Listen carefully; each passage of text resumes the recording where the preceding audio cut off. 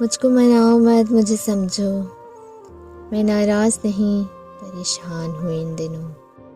मुझे तुझसे शिकायत नहीं लेकिन याद आता है तेरा मुझसे मोहब्बत करना।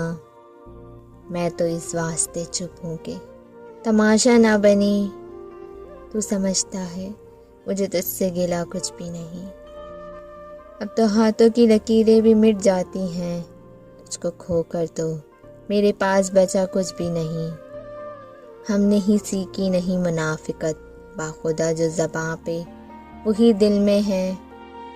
उसे खुलूस कहूँ या नादानी, जो कोई हंस के मिला उसे अपना समझ लिया।